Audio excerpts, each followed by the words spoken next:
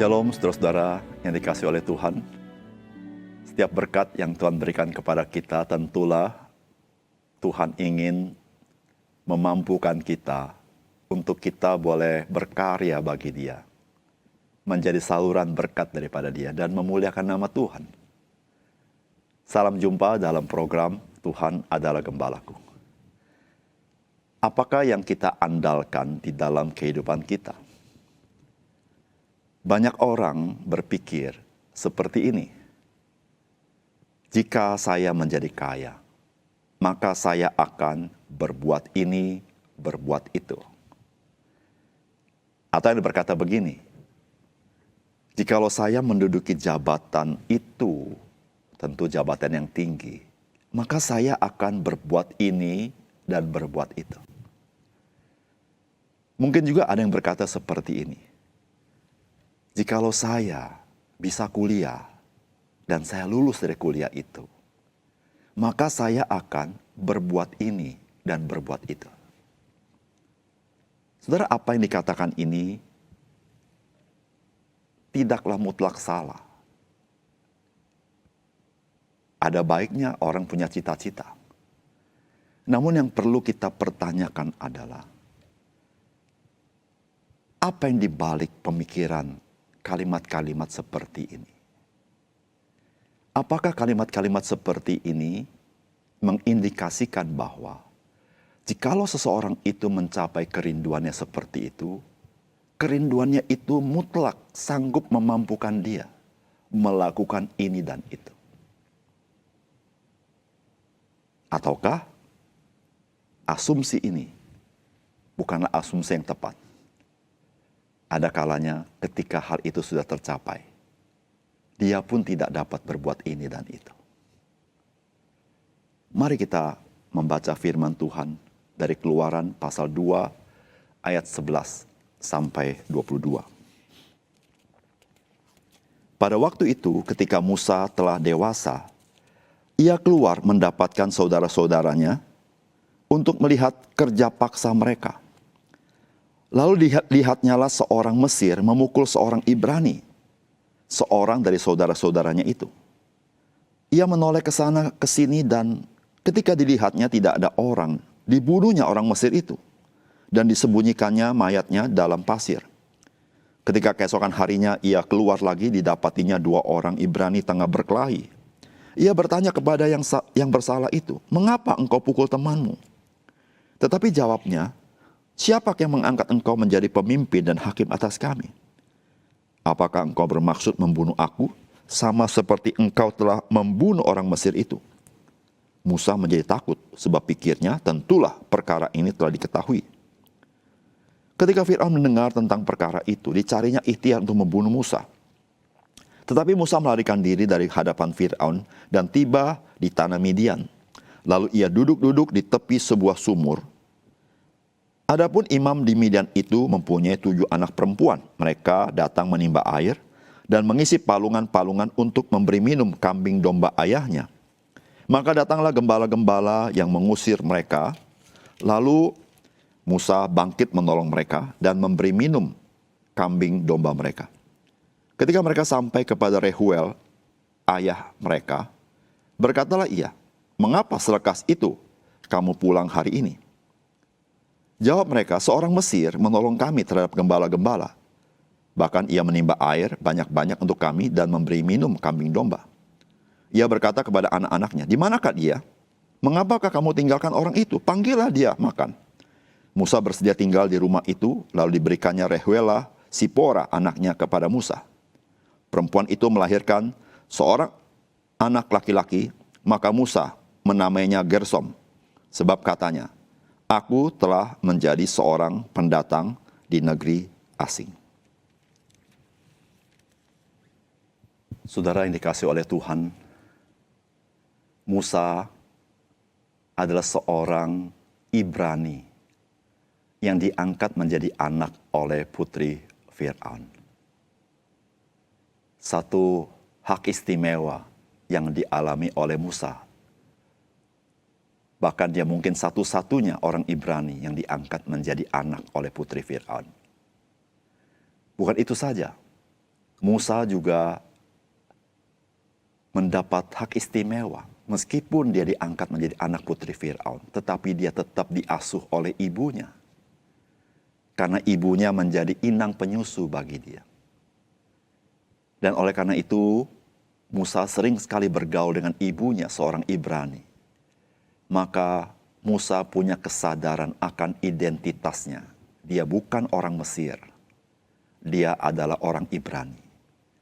Maka tidak heran, ketika dia mulai dewasa, dia menyadari akan nasib saudara-saudaranya yang Ibrani. Oleh karena itu dia ingin menjadi berkat bagi mereka. Saudara, apakah salah ingin menjadi berkat? Mari kita merenungkan apakah pesan firman Tuhan bagi kita. Yang pertama, saudara, firman Tuhan mengingatkan kita, janganlah kita mengandalkan hikmat dan kekuatan diri kita sendiri. Saudara, tidak salah Musa ingin menjadi berkat bagi saudara-saudaranya. Ketika saudara-saudaranya bertengkar dengan orang Mesir, Musa berbuat sesuatu yang luar biasa. Luar biasa maksud saya adalah melampaui batas. Dia bukan hanya menegur orang Mesir, dia bunuh orang Mesir itu. Karena dia ingin membela saudaranya. Namun keesokan harinya dia melihat dua orang Ibrani bertengkar. Maka dia ingin juga jadi berkat dengan menegur yang salah. Namun saudara perhatikan apa yang terjadi.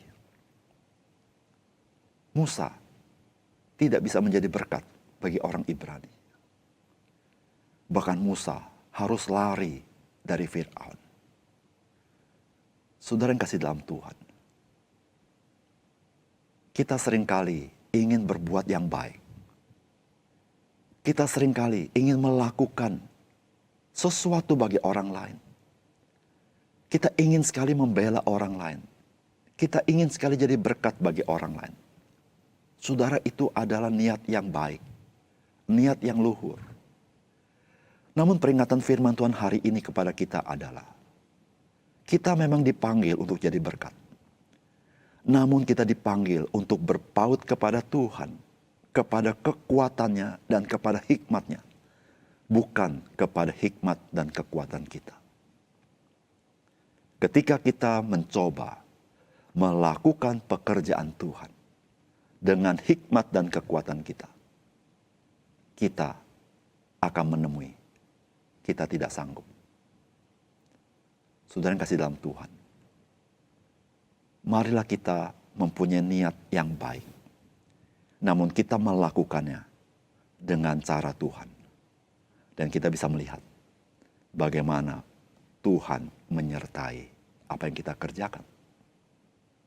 Yang kedua, saudara, firman Tuhan hari ini mengajar kepada kita, mari kita belajar, jangan menahan kebaikan kepada orang yang kita perlu berbuat baik kepadanya. Saudara, pernahkah saudara menahan kebaikan kepada orang di mana saudara perlu berbuat baik kepadanya? Mungkin pernah.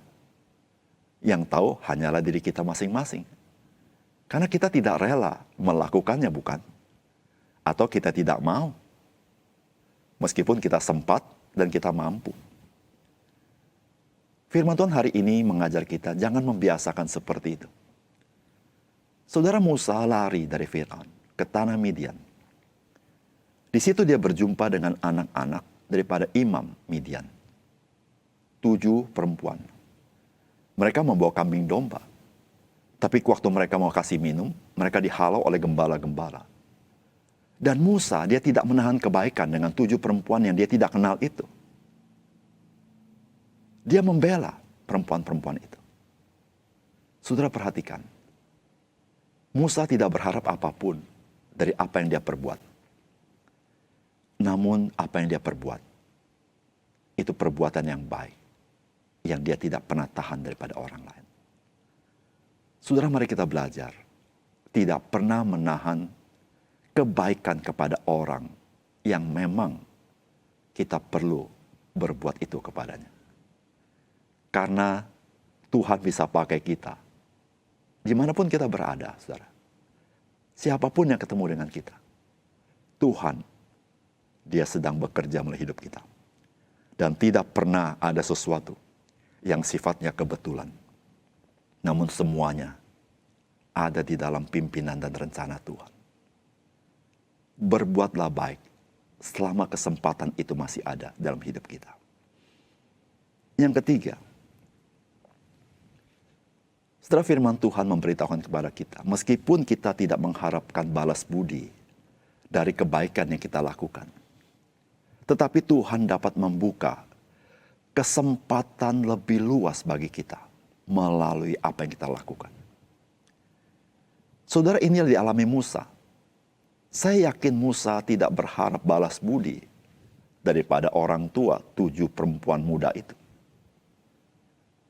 Namun Tuhan, Dia mengingat perbuatan Musa.